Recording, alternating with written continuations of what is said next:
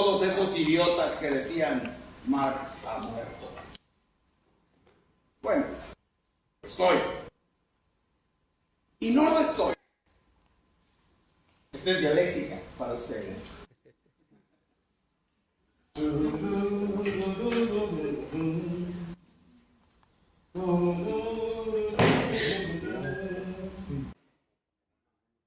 Se estarán preguntando cómo llegué hasta este lugar. Transporte público. En realidad yo no quería regresar hasta este lugar. Yo quería regresar al Soho, en Londres, el lugar donde viví muchos años. Pero hubo un lío burocrático. Y aquí me tienen ustedes en el Soho de Nueva York. Bueno, siempre quise visitar Nueva York. Pero, ¿por qué estoy aquí? Para limpiar mi nombre. He estado leyendo sus periódicos. Todos proclaman que mis ideas han muerto. Pero eso no es nada nuevo. Estos payasos llevan diciéndolo más de 160 años. ¿Y ustedes no se preguntan por qué es tan necesario declararme muerto una y otra vez? Pues estoy harto. Y por eso exigí mi derecho de volver. Por poco tiempo. Pero hay reglas. Ya les dije, es una burocracia. Puedes leer, incluso puedes mirar, pero no viajar. Protesté, por supuesto, y tuve alguna ayuda. Sócrates les dijo, una vida sin viajar es como no saber nada. Gandhi ayunó. Mandela y Luther King se movilizaron. Buda hasta cantó. Incluso Mark Twain vino en mi defensa con su estilo tan peculiar. Pero los otros callaron. Por Dios, a estas alturas, ¿qué tienen que perder? Sí, allá también tengo fama de alborotador. Y también allá la protesta funciona. Finalmente accedieron y me dijeron, está bien, puedes ir, ándale, puedes tomar una hora o algo así para desahogarte, pero recuerda, nada de andar de agitador. Ellos creen en la libertad de expresión, pero dentro de ciertos límites. Ellos son liberales. Así que pueden correr la voz. Marx ha vuelto.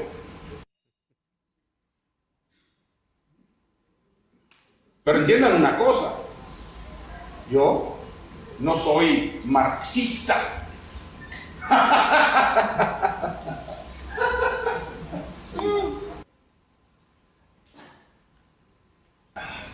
Una vez se lo dije a Piper, y por poco estira la pata.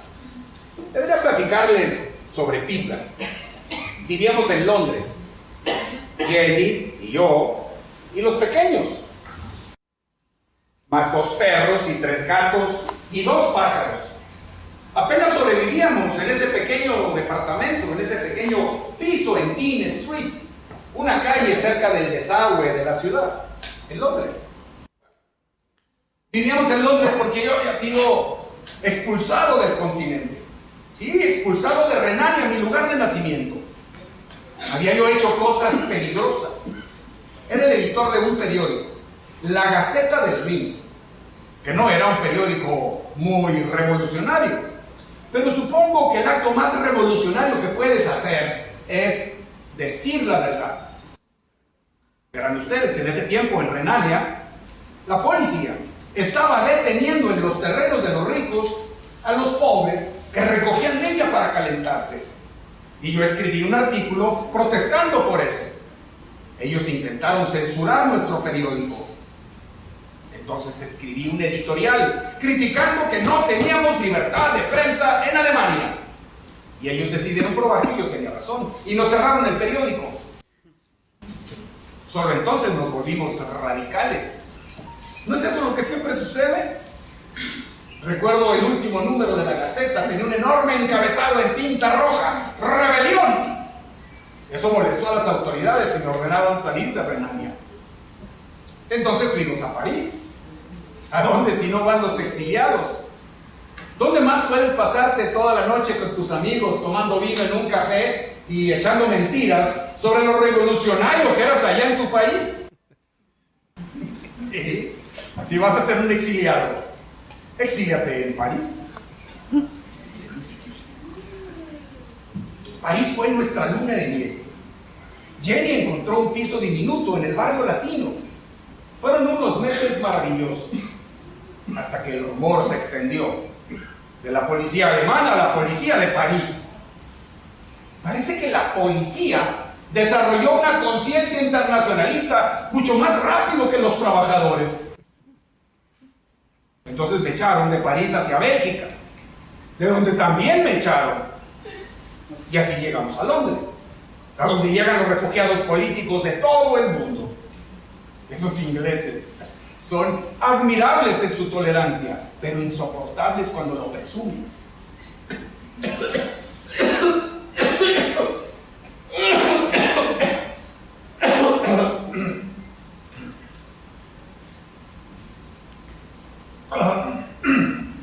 Esta tos.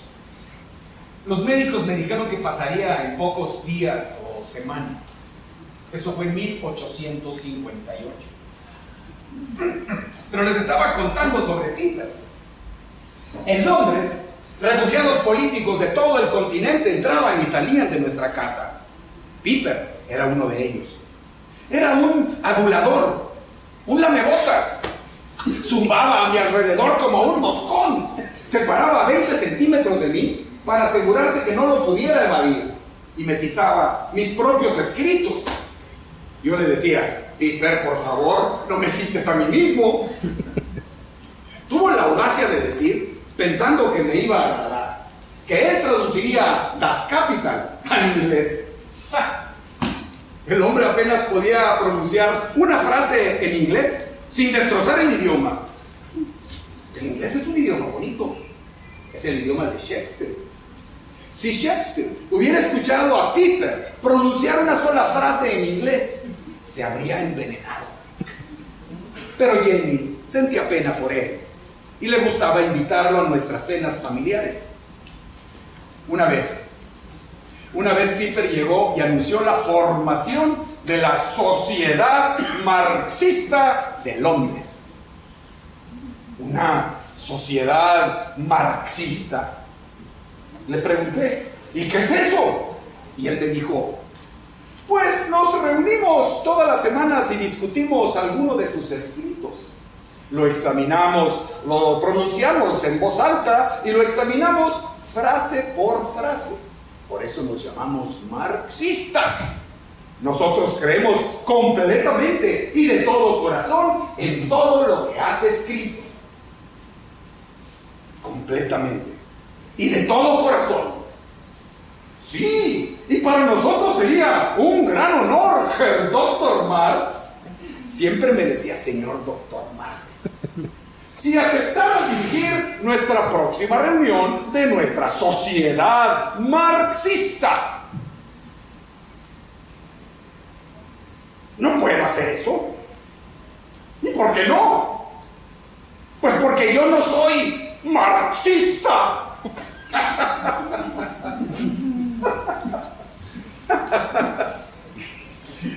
No era su mal inglés, el mío tampoco era muy bueno. Era su manera de pensar. Era una vergüenza. Era un satélite girando alrededor de mis palabras y proyectándolas al mundo, pero distorsionándolas. Y luego defendiendo esas distorsiones como un fanático, denunciando a todo aquel que las interpretara de otra manera. Le dije a Jenny: Jenny, ¿sabes qué es lo que más miedo me da? Y Jenny me dijo: que la revolución de los trabajadores no llegará nunca. No, le respondí, que la revolución llegará, y cuando llegue será tomada por hombres como Piper, necios y aduladores cuando están fuera del poder, fanfarrones y acosadores cuando lo tienen, dogmáticos. Ellos serán quienes hablarán por los trabajadores y serán ellos quienes interpretarán mis ideas para el mundo. Ellos crearán un nuevo clero, un nuevo sacerdocio, organizarán una nueva jerarquía, con inquisiciones y excomuniones, con listas y pelotones de fusilamiento. Y todo esto lo harán en el nombre del comunismo y dividirán al mundo entre imperios capitalistas e imperios comunistas. Ellos echarán a perder nuestro hermoso sueño y será necesaria otra revolución, tal vez 2 o 3 más para limpiar ese sueño. Eso es lo que temo. Yo no podía permitir que Piper tradujera Das Kapital. Representaba 15 años de trabajo en las condiciones del Soho, abriéndome camino todas las mañanas entre los cuerpos de los pordioseros que duermen entre sus desechos, para llegar hasta el Museo Británico y su magnífica biblioteca, y ahí trabajar hasta el anochecer, leyendo.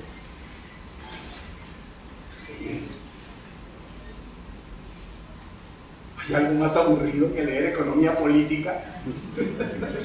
Sí, escribir economía política. Después, al atardecer, de regreso a casa por las calles oscuras, escuchando las voces de los vendedores ambulantes que anunciaban los precios de sus baratijas, y a los sobrevivientes de la guerra de Crimea, unos ciegos, otros sin piernas, mendigando por unas monedas en el aire tóxico, el olor a pobre de Londres. Sí. Algunos de mis críticos, tratando de minimizar lo que veían en mi libro, decían, como siempre dicen de los escritores radicales, es que él debe haber pasado alguna terrible experiencia personal. Pues sí, si quieren darle importancia, esa caminata diaria a través del Soho alimentó mi ira, que fue a parar a mi libro, El Capital. Pero los oigo decir, eso fue entonces, hace más de 100 años. Solo entonces, precisamente esta mañana, viniendo para acá, caminando por las calles de esta ciudad llena de basura, respirando un aire tóxico, abriéndome paso entre los cuerpos de hombres, mujeres y niños que duermen en las banquetas, acurrucados por el frío. Lo que llegó a mis oídos no fue una voz melodiosa, sino un sonido lastimero. Unas monedas, señor, para un poco de café. Y llaman a esto progreso, porque tienen automóviles y máquinas voladoras y 1000 pociones para oler mejor, con gente durmiendo en las calles.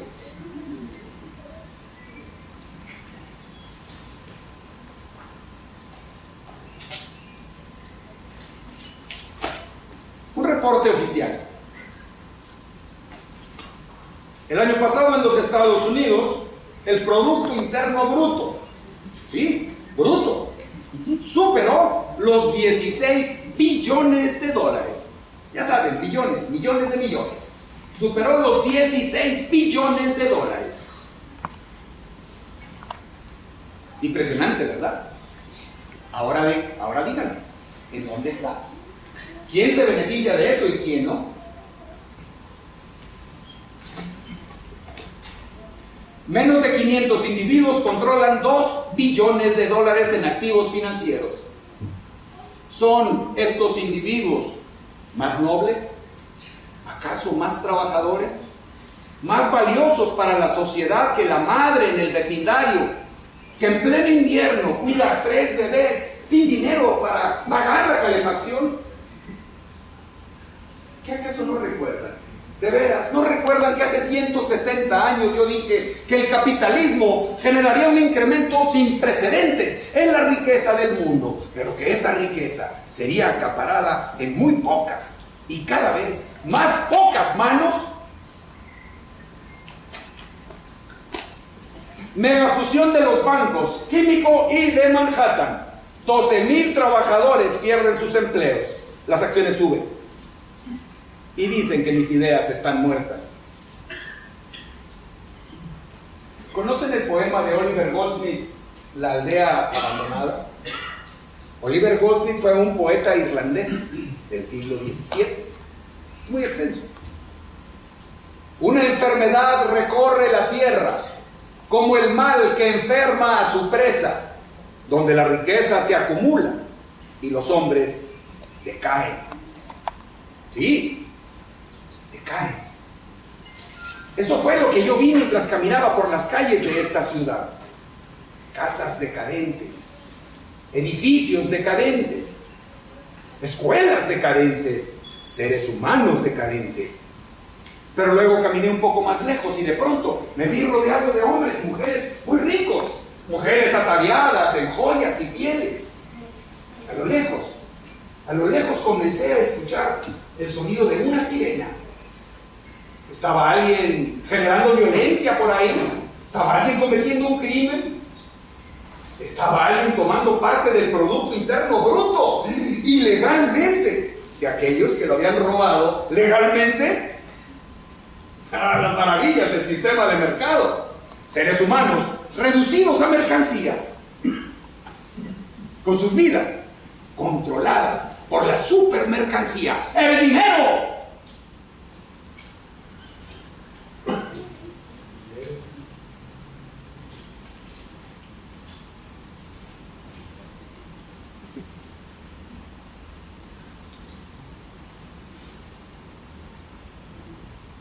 A los del comité esto no les gusta.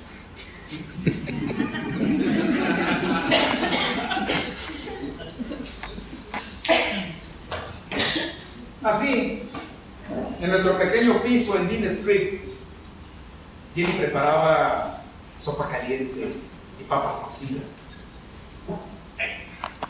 Teníamos pan recién horneado que nos enviaba nuestro amigo el panadero del otro lado de la calle. Servíamos la cena y nos sentábamos a la mesa a comer, platicando sobre los sucesos del día. La lucha de Irlanda por su libertad, la última guerra, la estupidez de los líderes de los países. Hablábamos de la oposición política, reducida a chillidos y pataleros, y la cobardía de la prensa. Supongo que en estos días las cosas ya son diferentes, ¿no? Después de cenar, limpiábamos la mesa y yo trabajaba, con mi cigarro en la mano y mi vaso de cerveza. Sí, trabajaba hasta las 3 o 4 de la mañana. Los libros se apilaban a un lado, los reportes parlamentarios al otro, y al otro lado de la mesa, Jenny transcribía. Mi escritura, mi caligrafía era imposible, y Jenny reescribía cada una de mis palabras. ¿Pueden imaginar una labor más heroica? De vez en cuando una crisis. No una crisis mundial. Se perdió un libro. No encontraba yo mi Ricardo. Le pregunté a Jenny, Jenny, ¿has visto mi Ricardo? Y ella me dijo, ¿te refieres a principios de economía política? Bueno, ella pensó que ya lo había terminado y lo empeñó. Perdí mi control. Pero Jenny, empeñaste mi Ricardo. Y ella me dijo, tranquilízate. ¿No fue apenas la semana pasada que empeñamos el anillo que le dio mi madre? Así vivíamos. Así era. Lo empeñábamos todo, especialmente los regalos que nos enviaba la familia de Jenny. Y cuando terminábamos con esos regalos, seguíamos con nuestra ropa. Un invierno. ¿Conocen los inviernos de Londres?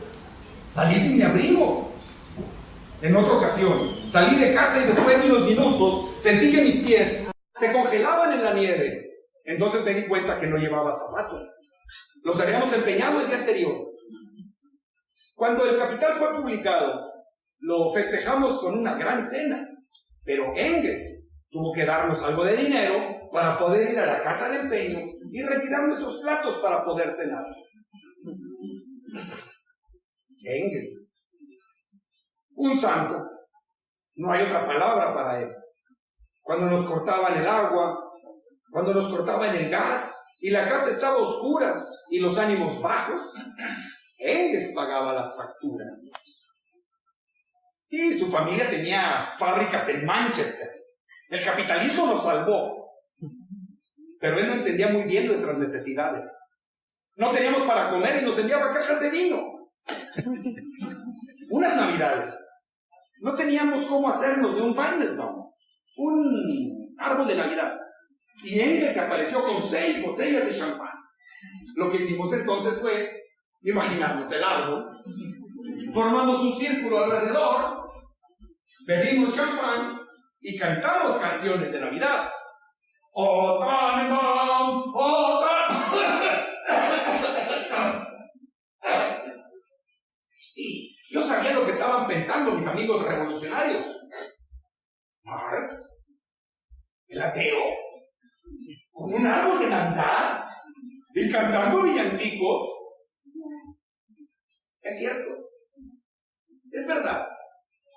Yo escribí que la religión es el opio del pueblo, pero nadie ha puesto atención en el párrafo completo. La religión es el alivio de las criaturas oprimidas, es el corazón de un mundo cruel, es el alma de las condiciones desalmadas, es el opio del pueblo. Cierto, el opio tal vez no es la solución, pero a veces es necesario para aliviar el dolor. Si lo sabré yo. ¿Han oído de mis forúnculos? ¿Que el mundo no padece una terrible epidemia de forúnculos?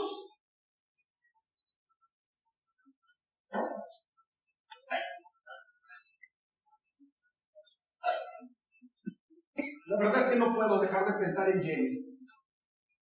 Cómo empacó nuestras cosas y tomó a nuestros hijos y cruzó el canal hasta el otro lado. Hasta Londres. Hasta aquel frío y miserable piso en Dean Street. Allá en el Soho. Y ahí dio a luz 3 veces seguidas. Ella cuidó a esos bebés y trató de mantenerlos calientes. Pero tuvo que verlos morir. Uno tras otro. Guido todavía no empezaba a caminar. Francesca todavía no cumplía 1 año. Tuve que conseguir 3 libras prestadas para poder pagar su ataúd. Y Moon vivió casi 8 años, pero algo iba mal desde el principio. Tenía una cabeza grande y hermosa, pero el resto de su cuerpo jamás creció. La noche en que murió todos dormimos alrededor de su cuerpo, sobre el suelo. Por eso, cuando ella nació, estábamos asustados. Y fue bueno que ella tuviera 2 hermanas mayores, porque ellas solas no habrían podido sobrevivir. Eleanor era una chiquilla muy fuerte. Jenny, la mayor, ella nació en París. París es maravilloso para los amantes, pero no para los niños. Tiene que ver con el aire. Laura, la segunda, ella nació en Bruselas. Nadie debería nacer en Bruselas. En París no teníamos dinero, pero organizábamos excursiones todos los domingos al campo. Caminábamos 1 hora, 1 hora y media. Jenny y yo y las niñas y Lenche. Les hablaré de Lenche. Lenche preparaba ternera asada y con ella teníamos té, pan de frutas, queso y cerveza. Eleanor era la más pequeña, pero ella tomaba cerveza. No teníamos dinero, pero las niñas merecían unas vacaciones. En una ocasión, tomé el dinero de la comida y con eso las envié a la costa atlántica francesa. En otra ocasión, tomé el dinero de la renta y compré un piano. Y es que las niñas adoraban la música. Se supone que un padre no tiene favorito entre sus hijos, pero Eleanor. Yo le decía a Jenny, ¿no te parece que Eleanor es una niña extraña? Y Jenny me decía, Y tú esperas que los niños de Karl Marx sean normales. Eleanor era la más pequeña y también la más brillante. ¿Se imaginan una pequeña revolucionaria de 8 años? Esa era la edad que ella tenía en 1864. Polonia se había levantado en contra del dominio ruso. Y Tusi, le decíamos Tusi le escribió una carta a Engels en la que le hablaba de nuestros valientes amiguitos de Polonia, como ella los llamaba. Al año siguiente, a los 9, le escribió una carta al presidente Lincoln en América. Y en esa carta le decía cómo vencer en la guerra a los confederados. Ella también fumaba y tomaba vino, pero era una niña. Jugaba a vestir sus muñecas y se daba la vuelta para darle un sorbo a su vaso de vino. Jugaba ajedrez conmigo cuando tenía 10 años y no era fácil ganarle. Cuando cumplió 14,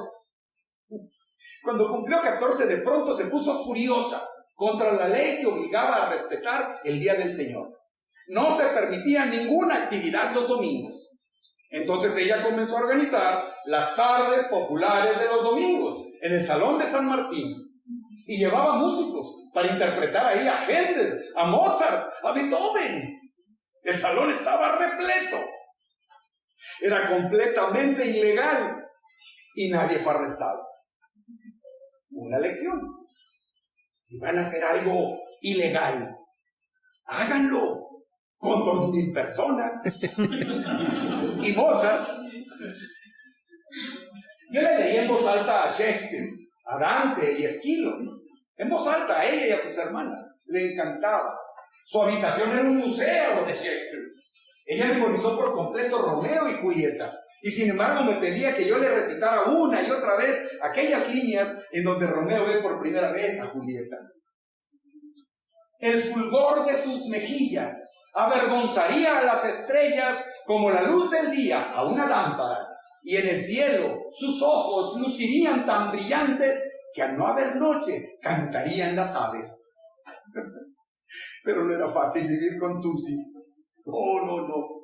¿Saben la vergüenza que da tener una niña de 8 años que te cuestiona por tu razonamiento? Ella discutía conmigo por mis escritos. Por ejemplo, mi ensayo en la cuestión judía, de no fácil comprensión, lo admito, pues Eleanor lo leyó e inmediatamente me retó. ¿Y por qué pones nada más a los judíos como víctimas del capitalismo? No son los únicos envenenados por el comercio y la codicia. Y yo trataba de explicarle que no lo reducía a los judíos, simplemente los estaba usando como un ejemplo vivo. En respuesta, ella comenzó a usar una estrella judía. Soy judía, me dijo. Lo que podía hacer, me encogí de hombros. Y ella me dijo, ese es un gesto muy judío. Podía ser muy fastidiosa. Ella se enteró que mi padre se convirtió al cristianismo. No era práctico ser judío en Alemania. ¿Ha sido práctico ser judío en alguna parte? Me bautizaron cuando yo tenía 8 años. Tusi se enteró de esto y me intrigaba. Un día me preguntó, Moro, la familia me decía Moro por mi piel morena. Moro, a ti te bautizaron, pero primero te circuncidaron, ¿verdad? Nada avergonzaba a esta niña. Escuchen esto. Además de la estrella judía, ella comenzó a usar un crucifijo. No es que estuviera enamorada del cristianismo, sino de la lucha de los irlandeses en contra de Inglaterra. Ella se enteró del movimiento irlandés por Lizzie Burns, el amor de Engels. Y miren, Lizzie era una hilandera y no sabía leer. Engels hablaba 9 idiomas. Ustedes podrían pensar que esto les dificultaba la comunicación, pero ellos se amaban. Lizzie fue muy activa en el movimiento irlandés. A Tusi le encantaba visitarla. Iba a su casa y tomaban vino y cantaban canciones irlandesas hasta que se quedaban dormidas en el suelo. Y luego sucedió aquella ocasión terrible en que el gobierno inglés colgó a 2 jóvenes irlandeses ahí en pleno Soho. frente a una multitud ebria que coreaba enardecida. Esos caballeros ingleses, tan gentiles, con su té de las 5 de la tarde y sus ahorcamientos públicos. Entiendo que ustedes ya no hacen estas cosas. Ya no cuelgan gente. Solo los casean, o les inyectan veneno en las venas, o los queman con electricidad, o los desaparecen. Mucho más civilizado. Sí, ellos colgaron a esos 2 jóvenes irlandeses que solo querían su libertad de Inglaterra. Tusi lloró y lloró. Y yo le decía, Tusi, tienes 15 años apenas. No tienes por qué involucrarte tan pronto en los horrores del mundo. Y ella me respondió, esa es la cuestión, moro. Ya tengo 15. Sí, tenía 15 años. Y se encaprichaba con cuanto hombre apuesto y atractivo llegara a nuestro piso. Podría hacerles una larga lista. Durante toda su vida, Tusi fue brillante en la política, pero muy torpe en el amor. Estaba loca por Lisa Garay, el héroe de la Comuna de París. Por lo menos era francés. El tipo de Jenny era inglés. Los hombres ingleses son como la comida inglesa. ¿Tengo que decir más? Y luego estaba el amor de Laura, Lafarge. Sus expresiones públicas de ardor eran absurdas. Él le ponía la mano a ella en el culo, en público, como si fuera lo más normal del mundo. Y Jenny lo defendió. Me dijo, es un pasado criollo, ¿sabes? Su familia llegó a Francia desde Cuba. Como si en Cuba todo el mundo fuera por ahí tocándole el culo a la demás gente. Jenny siempre estaba tratando de calmarme. Y ella podía calmarme a mí, pero no a mis forúnculos. Nunca pudo con mis forúnculos.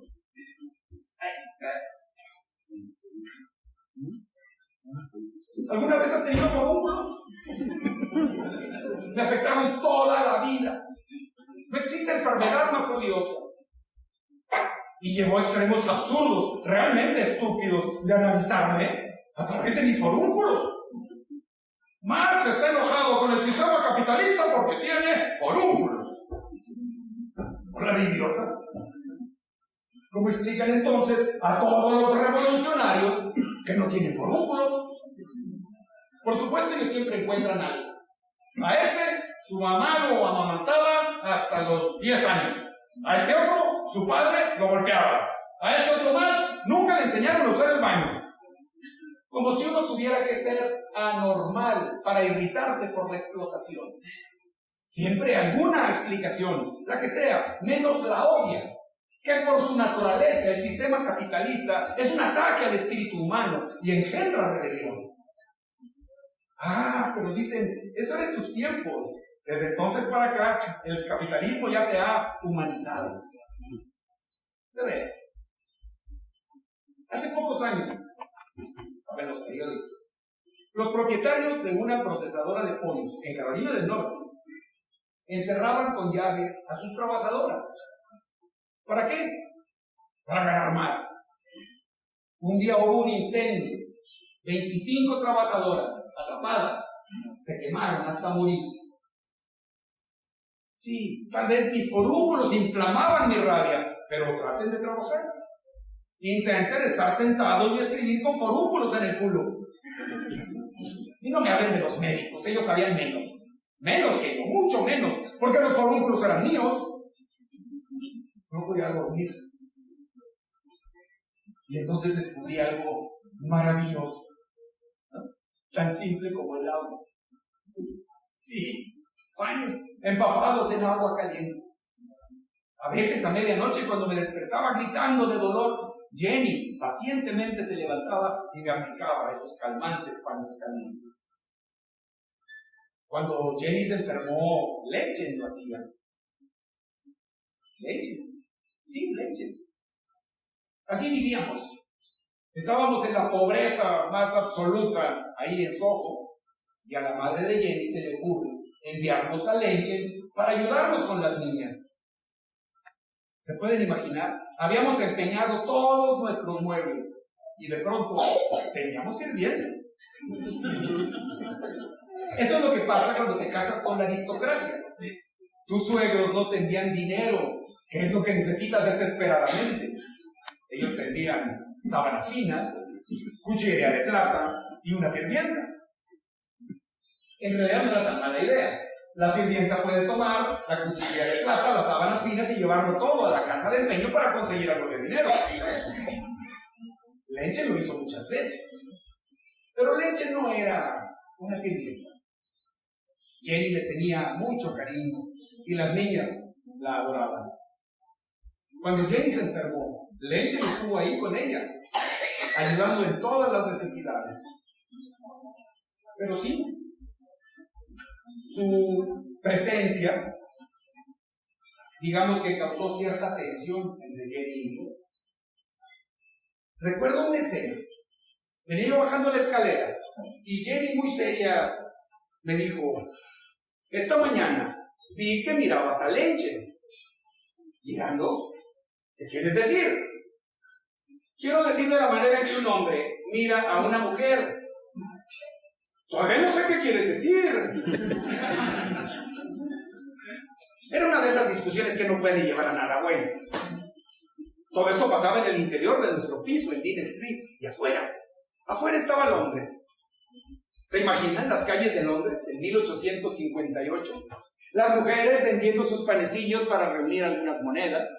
Por allá en la esquina los músicos ambulantes con sus instrumentos de latón.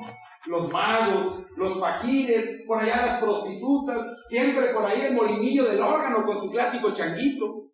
Y siempre una niña que pide limosna mientras canta una vieja canción irlandesa. Eso era lo que yo oía y veía cuando regresaba todas las tardes a mi casa desde el Museo Británico, bajo la luz de las lámparas de gas que se acababan de encender, hasta que llegaba a Dean Street. Y entonces tenía que vadear entre el lodo y los desechos, pensando en el cuidado que ponían al pavimentar las calles en los barrios de los ricos. Pero supongo que era adecuado que el autor del Capital tuviera que caminar entre la mierda mientras escribía su condena al sistema capitalista. Pero Jenny no siempre entendía o aceptaba mis quejas por tener que vadear entre el lodo y los desechos al caminar en la calle. Ella me decía: así es como yo me siento cuando leo el Capital. Ella fue siempre mi crítica más severa, implacable, honesta, podríamos decir. Pero hay algo más indignante que una crítica honesta. El libro le preocupaba, sí, el Capital. Le preocupaba que yo pudiera aburrir al público con mis interminables discusiones sobre las mercancías, sobre el valor de uso, el valor de cambio, sobre tantas cosas. Me decía: el libro es demasiado largo, demasiado detallado, demasiado pesado, llegó a decir. Imagínense. Ella me recordaba lo que nuestro amigo del sindicato, Peter Fox, dijo cuando le di mi libro. Dijo Peter Fox: me siento como un hombre al que le han regalado un elefante. Sí, dijo Jenny, es un elefante. Y yo trataba de explicarle que este no es el manifiesto, que va dirigido al público en general. Este es un análisis. Y Jenny me decía: pues déjalo que siga siendo un análisis, pero hazlo gritar como el manifiesto. ¡Un fantasma recorre Europa! ¡El fantasma del comunismo! Sí, decía ella, eso emociona al lector. ¡Un fantasma recorre Europa! Y luego, para irritarme, me leyó unas líneas del Capital. La mercancía es, en primer término, un objeto externo, una cosa apta para satisfacer necesidades humanas de cualquier clase que ellas sean. El carácter de estas necesidades, el que broten, por ejemplo, del estómago o de la fantasía, no interesa en lo más mínimo para estos efectos, ni interesa tampoco desde este punto de vista cómo ese objeto satisface las necesidades humanas, si directamente como medio de vida, es decir, como objeto de disfrute, o indirectamente como medio de producción. Me advirtió: esto dormirá a los lectores. Ahora, yo les pregunto a ustedes, ¿de veras es tan aburrido? Bueno, tal vez es un poco aburrido. Se lo admití a Jenny. Y ella me dijo, no existe eso de un poco aburrido. Pero no me malinterprete. Ella consideraba que el capital era un gran logro. Explicaba cómo en un momento de la historia el sistema capitalista debe producir un incremento colosal en los recursos productivos del mundo, un aumento sin precedente en la riqueza de la sociedad, y después cómo debe, por su naturaleza, distribuir esa riqueza de manera que destruya la humanidad de ambos, capitalistas y trabajadores. Y después, cómo debe, por su propia naturaleza, crear a sus propios enterradores para dar paso así a un nuevo sistema. Pero Jenny me preguntaba, ¿y estamos llegando a las personas? ¿Estamos llegando al público al que queremos llegar? Un día me dijo, ¿y sabes por qué los censores permitieron la publicación de tu libro? Pues porque no lo entendieron. Y como ellos no lo entendieron, piensan que nadie más le va a entender. Yo le recordé que el Capital estaba recibiendo muy buenas críticas. Ella me recordó que la mayoría de esas críticas estaban escritas por Engels.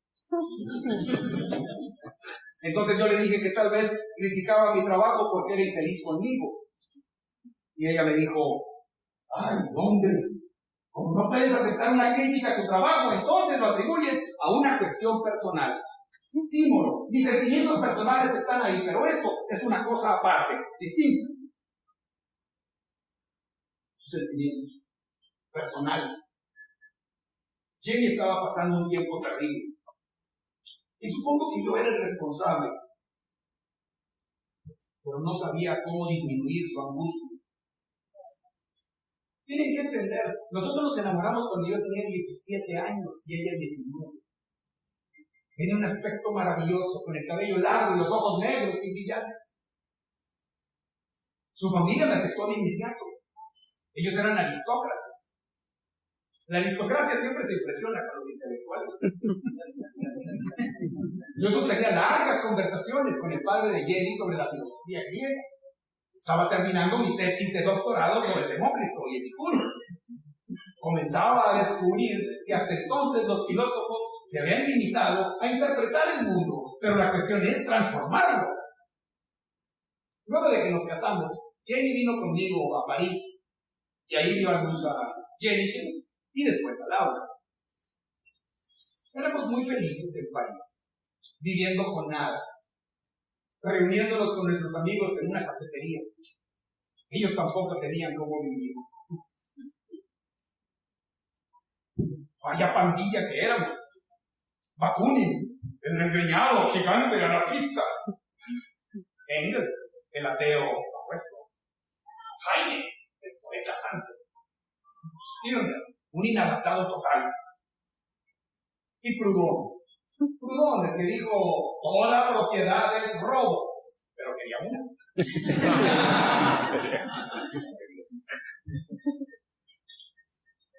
Ser pobre y vivir en París es una cosa, ser pobre y vivir en Londres es otra. Empacamos nuestras cosas y nos mudamos para allá, y muy pronto Jenny estaba embarazada de nuevo. A veces yo sentía que me reclamaba por tener que criar a nuestros niños en ese frío y miserable piso de Dean Street, donde siempre había alguien enfermo. Jenny enfermó de viruela. Se recuperó, pero le quedaron marcas en la cara. Yo trataba de explicarle que todavía era bonita, pero no ayudó. Ojalá ustedes pudieran conocer a Jenny. Lo que ella hizo por mí. Tiene 13. Y ella entendió que yo no podía tener un trabajo como cualquier otro hombre. Lo intenté, sí, una vez. Envié una carta de solicitud a la oficina de ferrocarriles. Y ellos me contestaron así. Doctor Marx, nos honra su solicitud de un empleo con nosotros. Nunca hemos tenido un doctor en filosofía trabajando con nosotros como oficinista, pero el puesto requiere una caligrafía legible, por lo que lamentamos rechazar su oferta. Jenny creía en mis ideas. pero era impaciente con lo que ella llamaba las aspiraciones de los intelectuales de alto nivel. Baja a la tierra, Herr Doctor, le decía. Ella pretendía que yo explicara, por ejemplo, mi teoría de la plusvalía, de manera que los trabajadores comunes pudieran entenderla. Y yo le decía que nadie podía entender mi teoría de la plusvalía sin entender primero la teoría del valor del trabajo y cómo la fuerza de trabajo es una mercancía especial cuyo valor es determinado por el costo de los medios de subsistencia y aún así da un valor a las demás mercancías, un valor que siempre excede el valor de la fuerza de trabajo. Pero Jenny meneaba la cabeza y me decía, no, eso no va a funcionar. Todo lo que tienes que decir es esto: tu empleador te paga lo menos posible de salario, solo lo suficiente para que subsistas y trabajes. Pero de tu trabajo, él saca mucho más de lo que te paga, de tal manera que él se hace cada vez más rico, mientras que tú sigues siendo pobre. Muy bien, de acuerdo. Está bien. Vamos a suponer que en toda la historia de la humanidad, menos de 100 personas han entendido mi teoría de la plusvalía. Aún así sigue siendo cierta. Por ejemplo, la semana pasada estaba leyendo el reporte del Departamento de Trabajo de los Estados Unidos. Aquí está.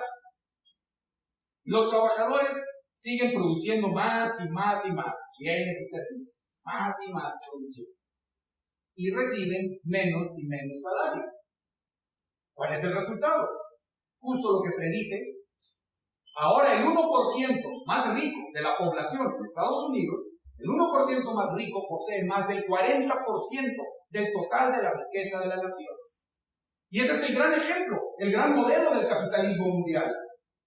La nación que ha robado no solo a sus propios ciudadanos, a su propia gente, sino que ha absorbido la riqueza del resto del mundo. Jenny siempre pretendía eso, simplificar ideas que por su naturaleza son complejas. Me acusaba de ser un intelectual primero y un revolucionario después. Cuando me decía, baja a la tierra, Herr Doctor, me acusaba de ser arrogante e intolerante. Me preguntaba, ¿y por qué atacas más a otros revolucionarios que a la misma burguesía? Proudhon, por ejemplo, el hombre simplemente no entendía que primero debemos aplaudirle al sistema capitalista por la generación de la gran industria y después tomar. Proudhon pensaba que primero debíamos retroceder hacia una sociedad más sencilla. Por eso, cuando él escribió su libro, La filosofía de la miseria, yo le repliqué con mi propio libro, La miseria de la filosofía. Yo pensé que eso era inteligente. Jenny pensó que eso era insultante. Yo creo que ella era el mejor ser humano de lo que yo nunca seré. Ella me impulsaba a levantar el trasero e involucrarme en la lucha de los trabajadores londinenses. Vino conmigo cuando me invitaron a dirigir la primera reunión de la Asociación Internacional de los Trabajadores. Era el invierno de 1864. Londres, el Salón de San Martín, 2,000 personas. Los trabajadores deben unirse en contra de las políticas exteriores de todos los países, porque esas políticas son criminales al utilizar los prejuicios nacionales para derrochar en guerras la sangre y la riqueza del pueblo. Debemos unirnos más allá de las fronteras nacionales para reivindicar en los asuntos internacionales las más elementales leyes de la moral y de la justicia. Trabajadores del mundo, unidos. Esto le gustaba mucho a Jenny. Y era el soporte de la familia. Con cortes de agua y de gas, pero nunca olvidó el asunto de la emancipación femenina. Ella decía que la vitalidad femenina era minada por quedarse en casa, cocinando y surciendo calcetines, por lo que rechazaba quedarse en casa. Nos acusaba a Engels y a mí de ser teóricos de la emancipación y en la práctica ignorantes de los problemas de las mujeres. Tú y Engels escriben sobre igualdad sexual pero no la practican, me acusaba. Bueno, sobre eso no voy a comentar. Jenny estaba muy involucrada, de todo corazón, en la lucha de Irlanda contra Inglaterra. La reina Victoria había dicho: esos irlandeses son gente detestable, como ninguna otra nación civilizada. Entonces Jenny escribió una carta a los diarios de Londres, en donde acusaba: Inglaterra cuelga a los rebeldes irlandeses que solo quieren su libertad. ¿Es Inglaterra una nación civilizada? Jenny y yo estábamos muy enamorados. ¿Cómo podía hacerles entender esto? Sí, tuvimos problemas y tiempos difíciles, en Londres, también en París, pero el amor siempre estaba ahí. Solo que en algún momento las cosas cambiaron. No sé por qué. Jenny decía que era porque ya no era tan bonita como cuando yo la cortejaba. Eso me molestó. Luego dijo que era por leche. Eso me enojó más. Luego dijo que eso me enojaba porque era verdad. Eso me puso furioso.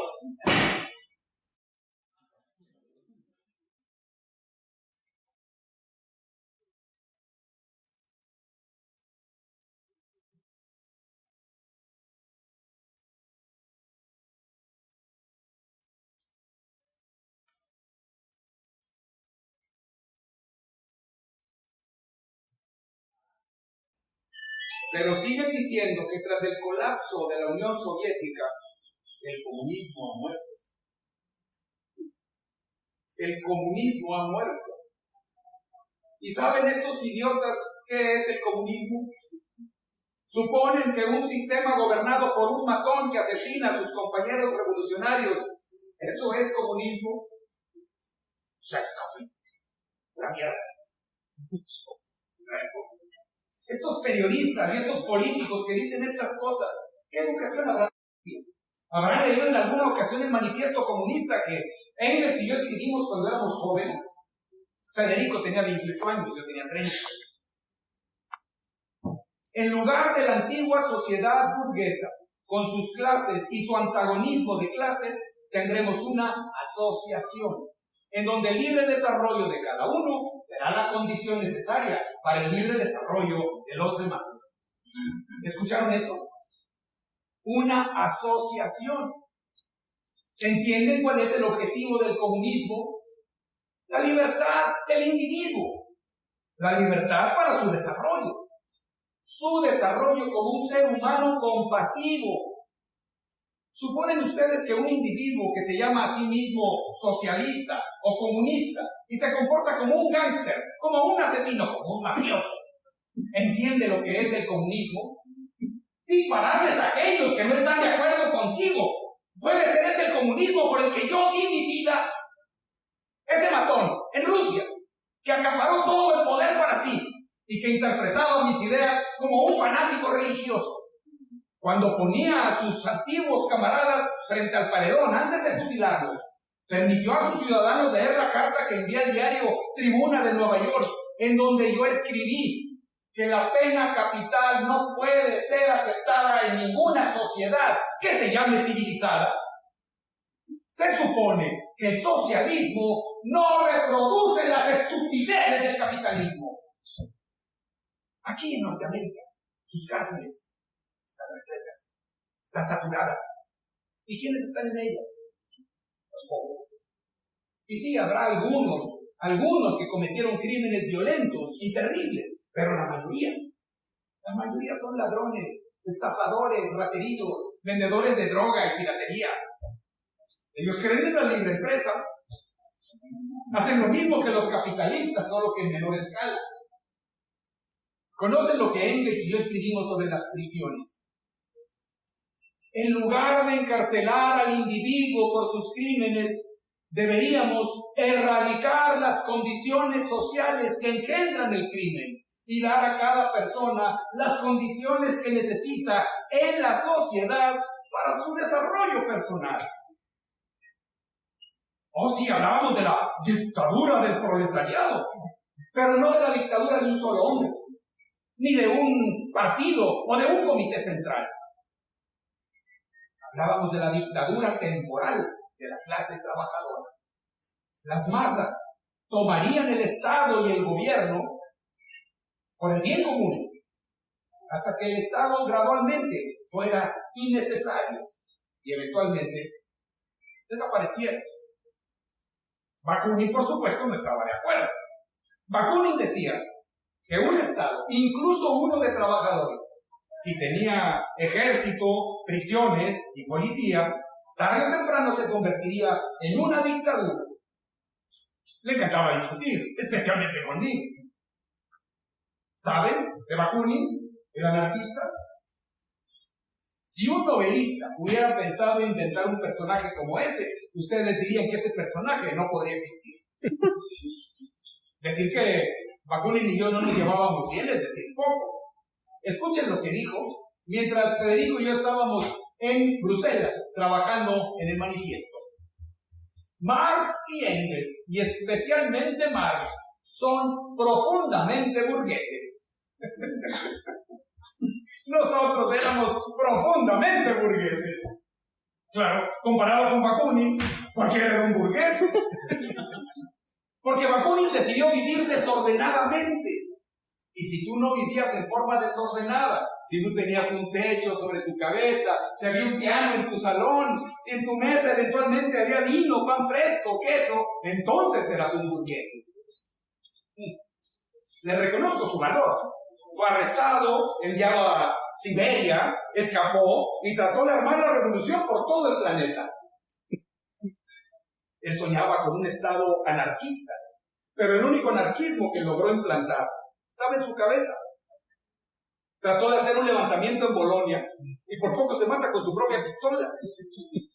Sus revoluciones fracasaban por todas partes, pero era como esos hombres cuyos fracasos con las mujeres solamente los estimulan aún más. ¿Han visto alguna fotografía de Bakunin? Un hombre enorme, gigantesco, de aspecto feroz, con cabeza calva, cubierta por una pequeña gorra gris, barba densa. No tenía dientes, por el escorbuto, la mala comida en prisión. No parecía vivir en este mundo, sino en otro de su invención. No tenía ni idea del dinero. Si lo tenía, lo despilfarraba. Y si no lo tenía, lo pedía prestado sin la menor intención de devolverlo. No tenía casa, o podríamos decir que el mundo entero era su casa. Llegaba a la casa de algún camarada, se paraba en la puerta y decía: ya estoy aquí, ¿dónde voy a dormir? O también: ¿y qué voy a comer? Y en una hora estaba más a gusto que sus anfitriones.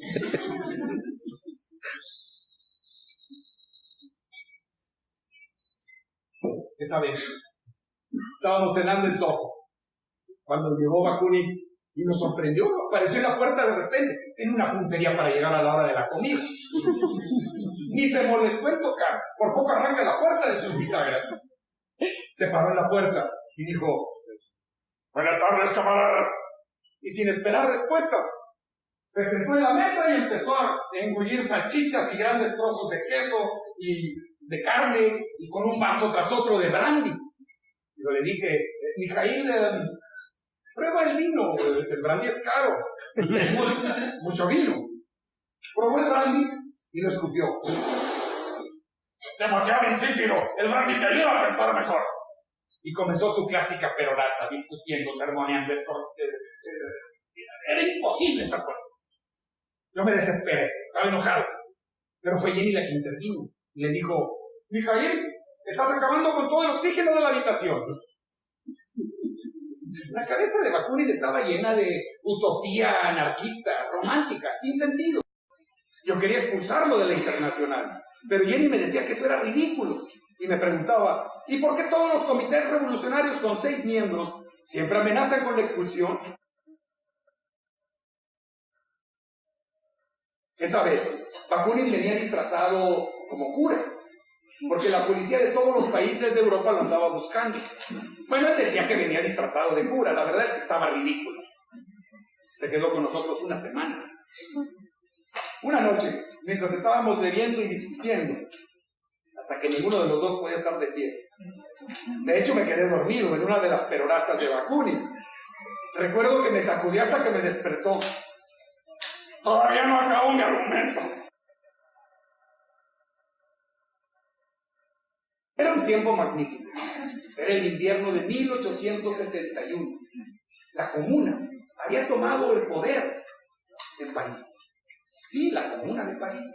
Y Bakunin, con toda su enorme mole, de un salto se metió en esa revolución, y los franceses lo entendieron. Tenían un dicho: el primer día de la revolución, Bakunin es un tesoro. Al segundo día se le tendría que fusilar.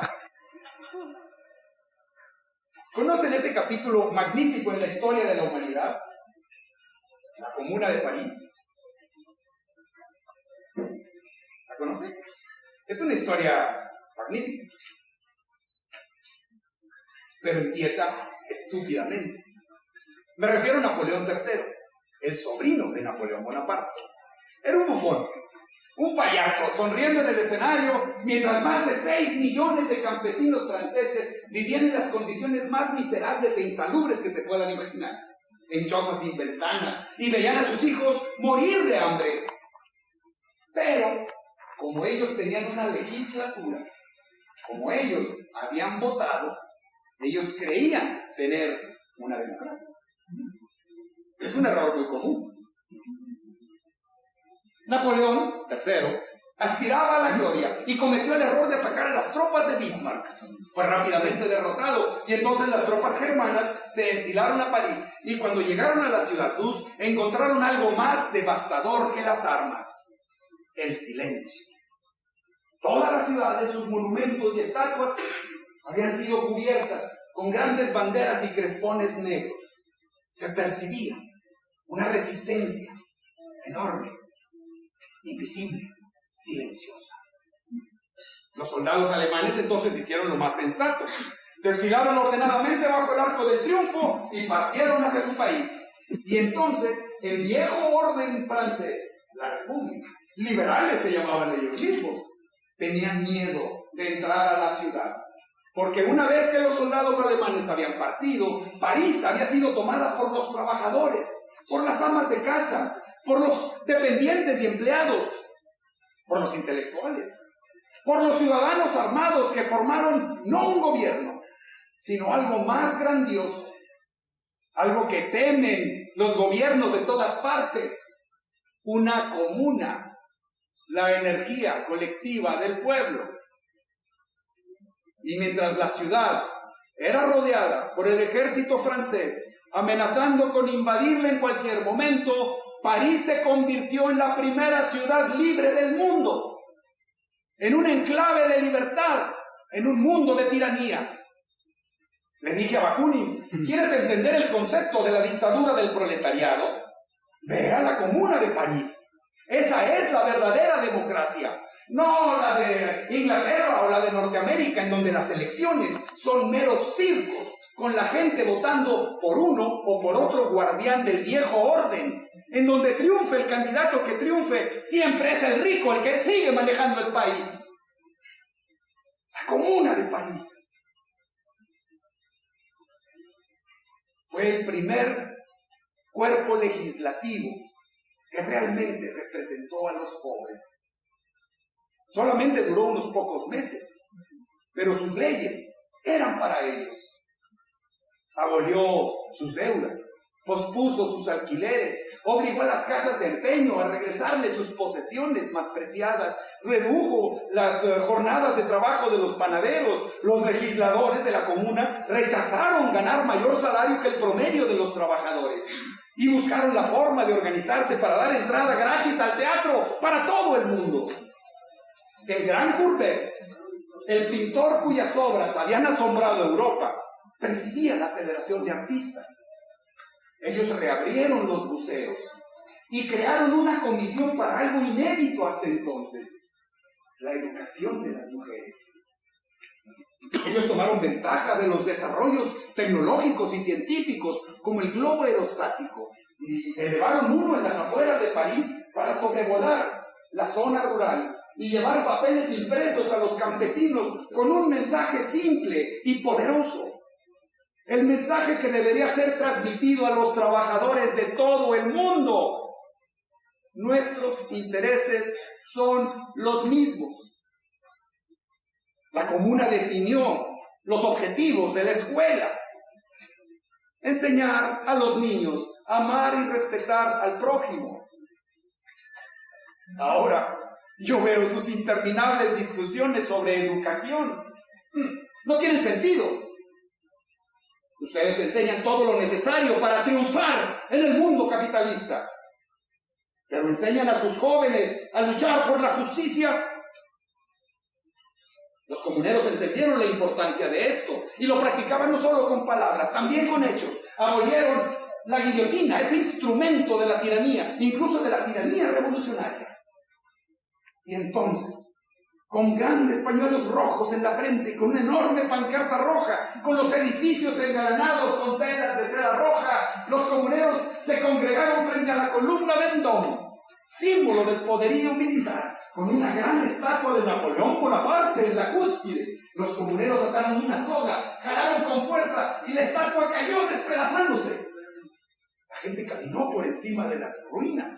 Y entonces una gran bandera roja comenzó a ondear en la cúspide de esa columna, que así se convirtió ya no solamente en una estatua o en un monumento de una ciudad o de una nación, sino en el monumento de la humanidad entera.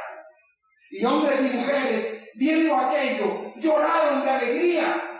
Era la Comuna de París. La gente se reunía en las calles a todas horas, llegaba a acuerdos, compartían cosas, la generosidad reinaba.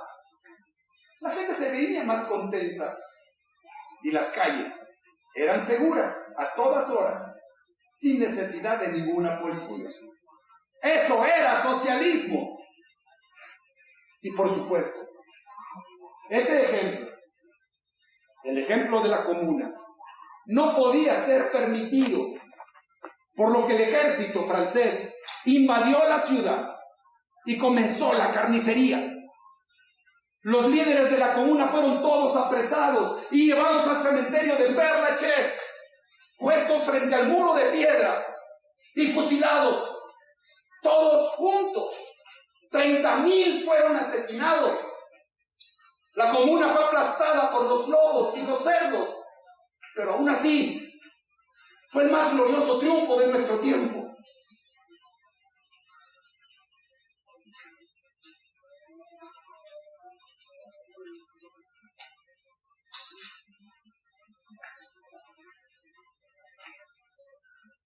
Bakunin y yo bebíamos y discutíamos y bebíamos más.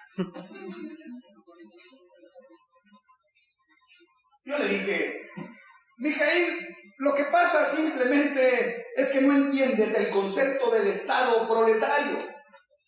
No podemos olvidar el pasado en un momento de exaltación. Tenemos que construir la nueva sociedad sobre los restos de la vieja. Eso lleva tiempo.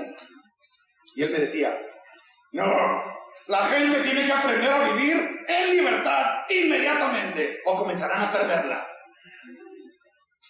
Aquello se estaba volviendo personal, yo me estaba impacientando y ya se estaba haciendo tarde. Entonces le dije, lo que pasa es que simplemente eres muy estúpido para entenderlo. El brandy también le estaba afectando. Y entonces él me dijo, Marx, eres como siempre tú, el estúpido arrogante que no entiende. Eres como siempre un arrogante hijo de puta que cree que los trabajadores necesitan tus teorías para hacer su revolución. El instinto de la revolución está en sus barrigas y va a explotar espontáneamente sin necesidad de tu llamada ciencia. Escupe en tu teoría. Y cuando dijo eso, escupió en el piso, el muy grosero. Eso era demasiado. Mijail, tú podrás escupir en mis teorías, pero no puedes escupir en mi piso. Límpialo inmediatamente.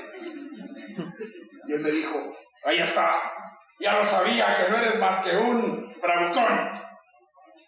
Ah, sí, pues yo ya sabía que no eres más que un eunuco. Rugió. Sonaba como un animal prehistórico. Tienen que imaginarlo. El hombre era inmenso. Se abalanzó sobre mí y comenzamos a forcejear rodando por el suelo. Pero en realidad estábamos demasiado borrachos para hacernos daño. Después de un rato estábamos tirados recuperando el aliento. Y de pronto, Bakunin se levantó. Parecía un hipopótamo saliendo de un río. Se desabrochó los pantalones y caminó hacia la ventana. Y comenzó a orinar por la ventana. No me podía creer lo que estaba viendo y le dije: pero Mijaíl, ¿qué demonios estás haciendo? Yo no veo lo que estoy haciendo, estoy orinando por tu ventana. Esto es repugnante. Estoy orinando sobre Londres. Estoy orinando sobre todo el Imperio Británico.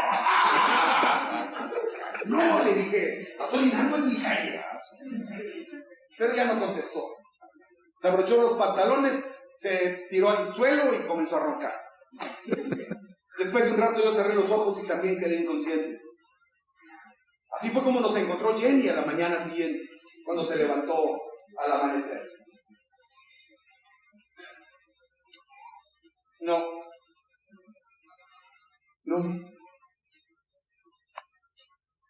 No podían permitir el ejemplo de la comuna. Era demasiado peligrosa, demasiado inspiradora como ejemplo, por lo que la ahogaron en sangre. Eso todavía pasa, ¿no?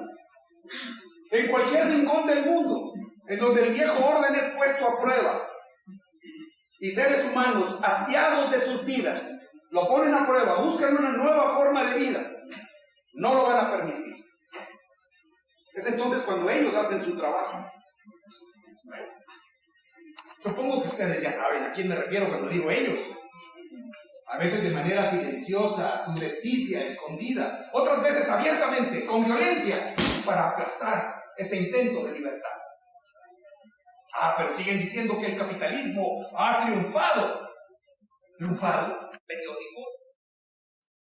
Y luego aparecen sus líderes políticos, muy orgullosos a anunciar que el mundo se moverá hacia el sistema de la libre empresa. ¿Pero qué les pasa? ¿Se han vuelto estúpidos todos? ¿Desconocen el origen del sistema de la libre empresa? Cuando los gobiernos no hacían nada por la gente y lo hacían todo para proteger a los ricos. Así, en los Estados Unidos, el gobierno le regaló a la compañía del ferrocarril más de 50 millones de hectáreas de tierra, completamente gratis. Y luego se hacía de la vista gorda, volteaba para el otro lado, mientras los inmigrantes chinos y los inmigrantes irlandeses trabajaban en la construcción de ese ferrocarril 10 y 12 horas diarias y morían de frío o morían de calor. Y cuando esos trabajadores intentaron levantarse e ir a la huelga, ese mismo gobierno envió a su ejército para aplastarlos y someterlos hasta rendirse. ¿Por qué demonios creen que yo escribí mi libro, El Capital, si no fuera porque yo vi la miseria del capitalismo, la miseria del sistema de la libre empresa? En Inglaterra, los niños eran enviados a trabajar en la industria textil porque sus manitas podían manejar mejor los usos de los pedales de las máquinas. En Massachusetts, en los Estados Unidos, muchas niñas fueron a trabajar en las fábricas a la edad de 10 años y morían a los 25. Las ciudades se convirtieron en cloacas de vicio y pobreza. Eso es el capitalismo. Lo era entonces y lo es ahora. Así yo veo todos sus lujos, veo toda su publicidad y todos sus anuncios. Ustedes tienen muchas fotos, pantallas por todos lados, y muchas pantallas y muchas fotos. Ustedes ven mucho, pero saben muy poco. No manejan la ética, ¿cómo van a ejercer la crítica? ¿Pero es que acaso ya nadie lee historia en estos tiempos? ¿Pero qué miedo me enseñan en la escuela en estos días? Otra vez. No les digo. Son tan sensibles.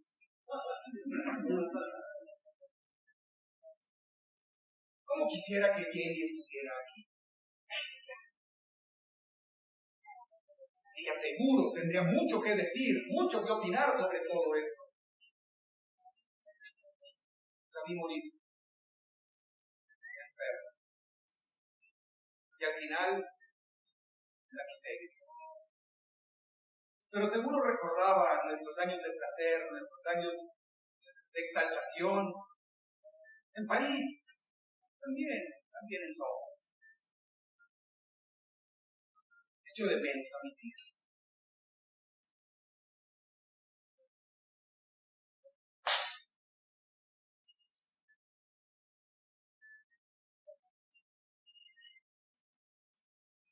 Aniversario de la Guerra del Golfo.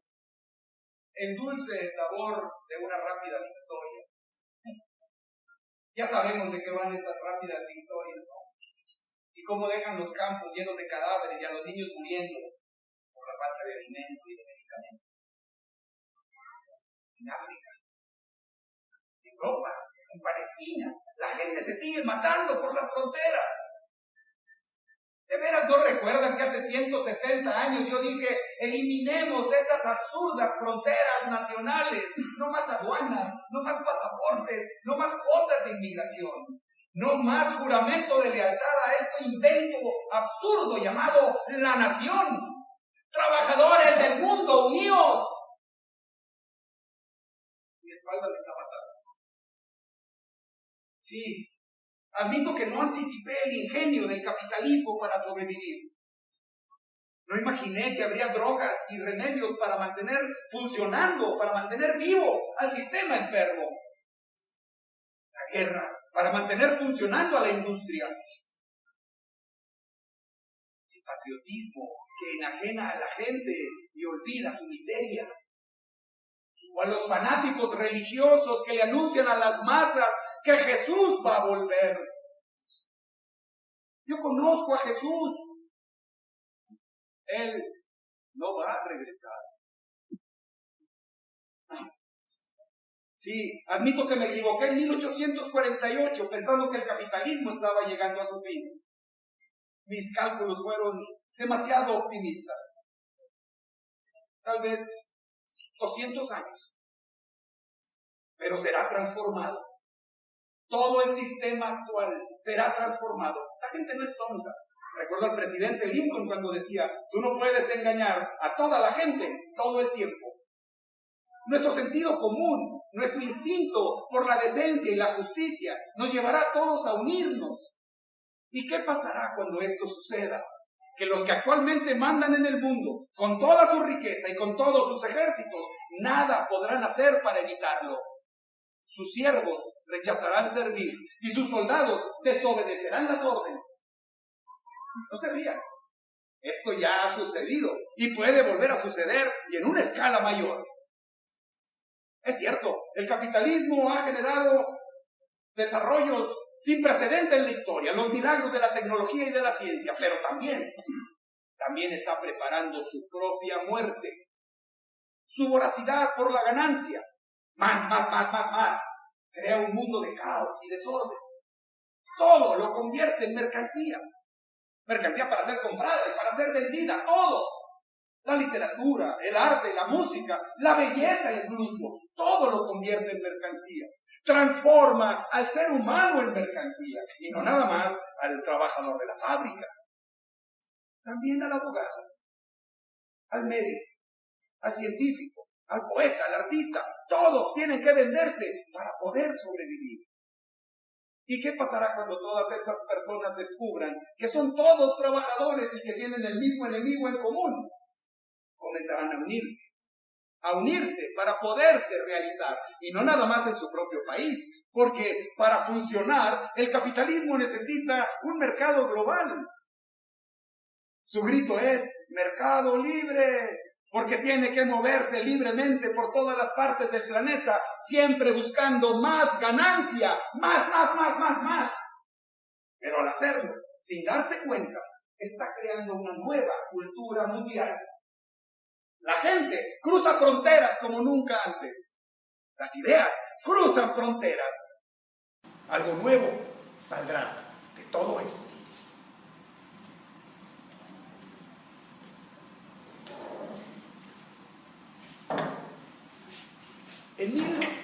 En 1843, Jenny y yo vivíamos en Londres.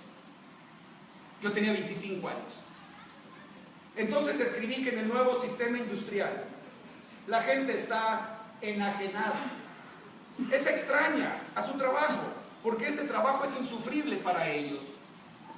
Son extraños a la naturaleza, las máquinas, el ruido, el humo, la pestilencia, saturan los sentidos. Progreso le llaman. Son extraños a los demás, porque se la pasan confrontándose unos contra otros, luchando para poder sobrevivir. Y son extraños a sí mismos, viviendo vidas que no son suyas, viviendo como realmente no quieren vivir. De tal manera que una buena vida solo es posible en sueños, en la fantasía. Pero no tiene por qué ser así. Todavía podemos elegir, todavía podemos tomar una opción. Lo reconozco. Todo puede suceder. Nada es seguro. Antes yo estaba demasiado seguro. Ahora lo sé. Cualquier cosa puede pasar, pero la gente tiene que levantar el culo de sus asientos y moverse. ¿Les parece demasiado radical? Recuerden, ser radical simplemente es tomar el problema por la raíz. Y la raíz del problema somos nosotros. Tengo una propuesta. Hagan como que ustedes tienen forúnculos. Hagan de cuenta que estar sentados en su culo les duele muchísimo y por lo tanto tienen que levantarse, tienen que ponerse de pie, tienen que moverse, tienen que actuar. Ya no vamos a hablar más de socialismo ni de capitalismo. Hablaremos mejor de la enorme riqueza que tiene la tierra para los seres humanos. Dar a la gente lo que necesita: comida, aire puro, agua limpia, bosques, vegetación, casas agradables donde vivir, algunas horas de trabajo, más tiempo libre. No pregunten quién lo merece. Todo ser humano lo merece. En fin, es tiempo para despedirme.